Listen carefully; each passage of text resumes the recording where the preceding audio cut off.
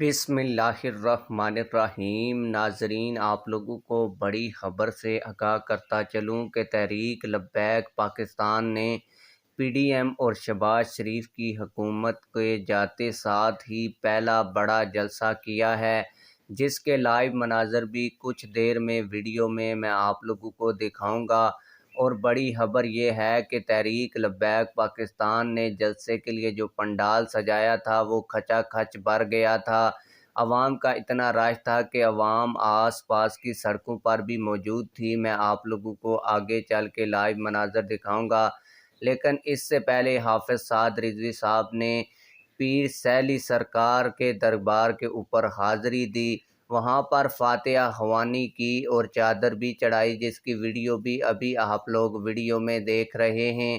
تحریک لبیک پاکستان کے امیر حافظ سعد رضوی صاحب جیسے ہی پنڈال میں پہنچے تو وہاں پر موجود کارکنان نے تحریک لبیک پاکستان کے قائدین کا پرتپاک استقبال کیا، جس کے مناظر بھی آپ لوگ ویڈیو میں دیکھ سکتے ہیں۔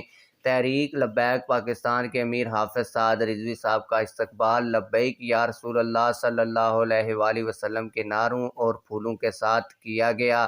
آپ لوگوں کو بتا دوں کہ تحریک لبیک پاکستان نے شہباز شریف حکومت کے جانے کے ساتھ ہی پہلا یہ جلسہ کیا ہے، جس میں تحریک لبیک پاکستان نے یہ جو جلسہ گاہ بنائی تھی، اس میں تحریک لبیک پاکستان کے کارکنان نے پنڈال کو کھچا کھچ بھر دیا تھا اور آس پاس کی سڑکوں پر بھی لوگ موجود تھے، جس کے لائیو مناظر ابھی آپ لوگ ویڈیو میں بھی دیکھ سکتے ہیں۔